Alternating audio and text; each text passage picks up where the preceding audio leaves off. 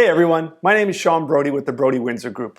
We help families buy and sell real estate in Montreal's West Island. And today I'm going to take a look back at what happened in the real estate market in 2020, as well as give you some predictions on where we see the market heading in 2021. After being locked down for nearly 8 weeks back in March due to the COVID pandemic, our market came roaring back in May and finished out the year as hot as we've ever seen. I don't think anyone could have predicted what actually happened with our market here in Quebec and across Canada. All right, let's take a look at the numbers for last year. For Montreal, the median price of a single-family home rose to $592,000, up 15% over 2019, while the number of homes sold was up 3.5%, with 6,625 sales being recorded by the Montreal Real Estate Board. Condo prices were up 14%, hitting $388,000. However, the number of condos sold did drop by 2.5%. Out here on the West Island, the numbers are quite similar. The median price of a single-family home went up 16%, hitting $575,000, while the number of homes sold was up 6% compared to 2019. Our local condo market fared just as well, with median prices also jumping up 16%, hitting $325,000. However, the number of sales was down 9% compared to 2019. I'll post a link to more detailed stats in the comments below, covering each West Island municipality. If you're interested in receiving regular real estate market updates and valuable info about buying, selling, and all things related to home ownership, subscribe to our channel so you won't miss out. During the early days of the pandemic, nobody really knew what to expect, and predictions of a market crash and falling prices filled the headlines. Even the most optimistic experts were predicting modest 2 to 5% price increases. So what happened? Why did the market take off during all of this uncertainty? I get this question all the time. I also get asked if I think this hot market will continue into 2021 and beyond. Here at the BW Group, we tend to shy away from making bold predictions. They can be great attention grabbers and are widely thrown around by the media, but as we know from past experiences, they are often wrong. Instead, we like to focus on trends that we can expect to continue driving various sectors of the market, both locally, across the province, and nationally. I'm here to share some of these insights with you. I'm also going to cover 6 key trends that are driving the market and dispel 2 common myths. With the help of our parent company, LePage, we are fortunate enough to get access to some pretty extensive research when it comes to breaking down trends in Canadian real estate. All right, let's dive in. Trend number 1, low inventory.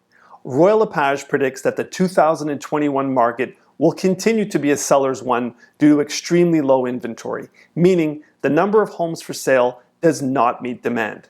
We have seen this trend across major markets in Canada. Here in Montreal, we've been seeing declining inventory levels in the single-family market for a few years now. We predict this trend will continue for the foreseeable future as many empty nesters are deciding to hold on to the family home and are putting off downsizing for the foreseeable future. Myth number 1.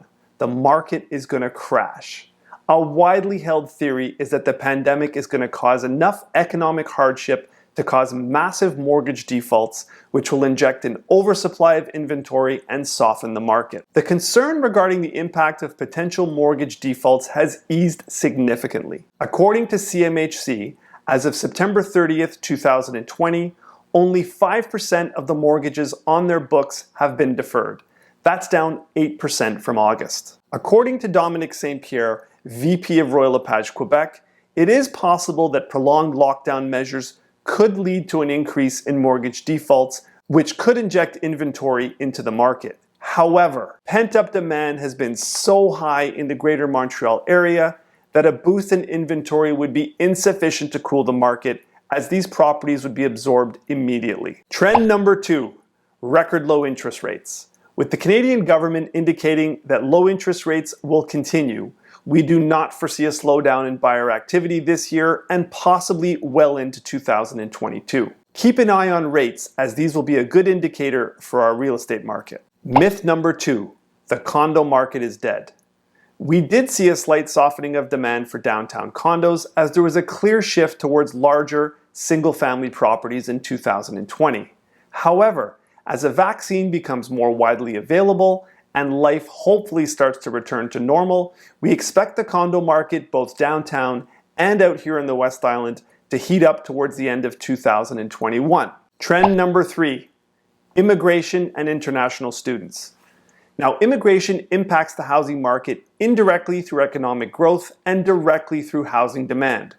In October, the federal government announced its plans to add more than 1.2 million immigrants over the next 3 years, a significant jump. Royal LePage research shows that newcomers to Canada typically rent for 3 years before purchasing.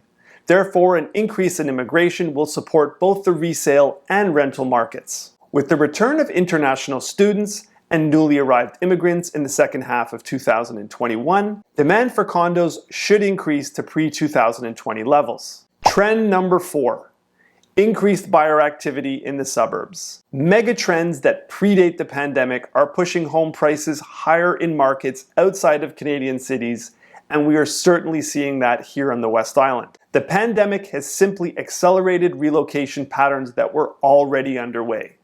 It has forced families to repurpose their homes into offices, gyms, and classrooms, and has pushed many families to want to upgrade to gain more functional space. The pandemic has also accelerated the move toward remote work, and it has also nudged the massive millennial generation to seek out single-family homes as they begin to start having children. Trend number 5, off-island homes and cottages are hot.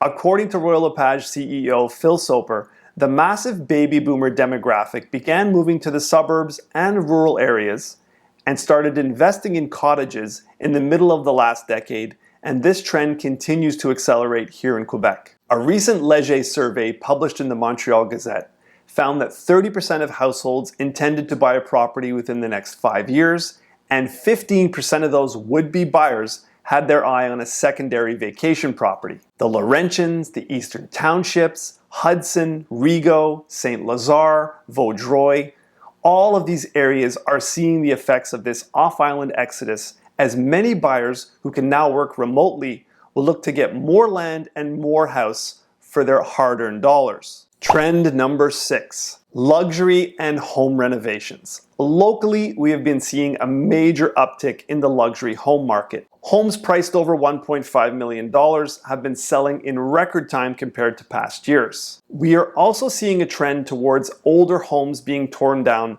that are located in prime areas. These homes are being torn down to make way for new, larger homes that are more energy efficient and have the modern amenities and layouts that today's families are after. We are also seeing major renovations on a grand scale. People are adding extensions, pools, and renovating the spaces they have in order to make their lives more comfortable. Expect to see more of the same feverish buyer activity here in our local single-family market this year, as we just don't see the inventory being able to keep up with demand, at least for the foreseeable future.